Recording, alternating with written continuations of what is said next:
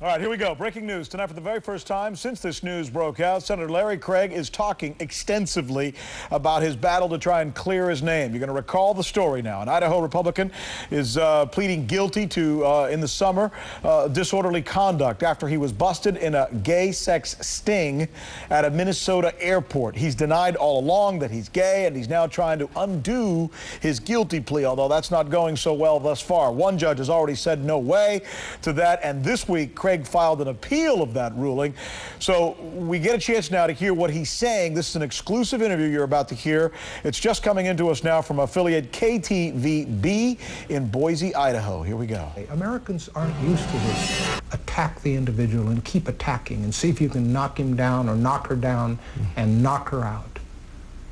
A senator who lost an election last year, his wife called Suzanne and said, "We call it gladiator politics. You put the politician in the arena and you just beat them until they're dead while the crowd cheers."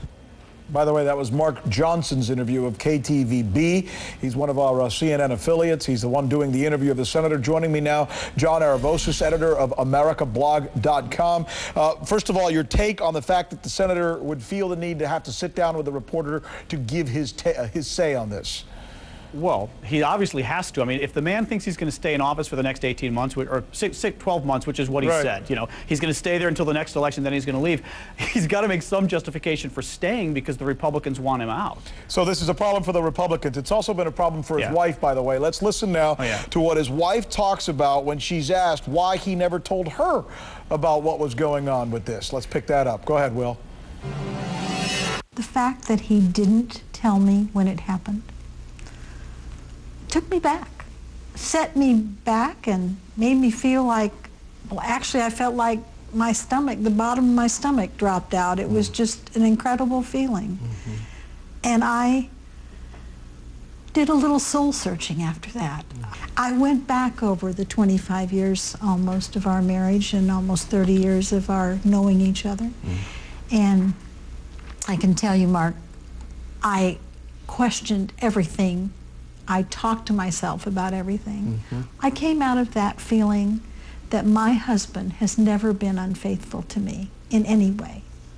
So then I was ready to go forth and support what he was trying to do. And you're completely at peace? Completely. She says she's completely at peace. John, what do you make of that?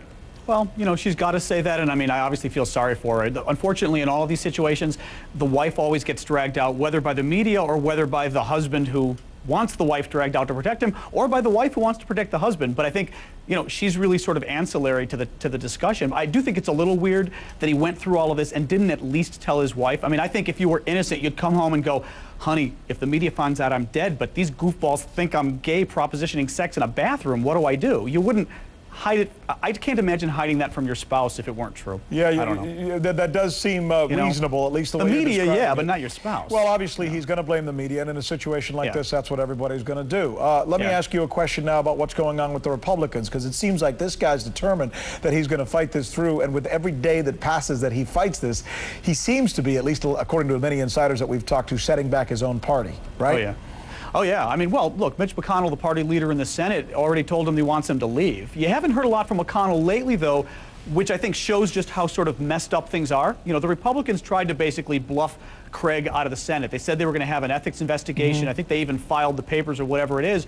Now the Senate has to have an ethics investigation because they started this. They were hoping he was going to leave. What about the possibility that he really is totally innocent and this really was a complete misunderstanding? Have you considered that? Absolutely. Look, I work on the left. I'm still going to say it's totally possible. The thing is, there had been rumors about Larry Craig before, and I'm not going to get into them, but let's just say what happened here, what the police say, goes in line with what the rumors were. It's certainly a real big coincidence that Larry Craig got caught in some bathroom sex sting and that it happened to be gay.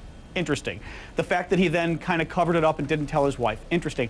Is it possible he was just moving his feet with his wide stance and hit a cop's foot? Yeah, and cops also, frankly, cops lie. You know, I mean, the cop is going to give his case forward.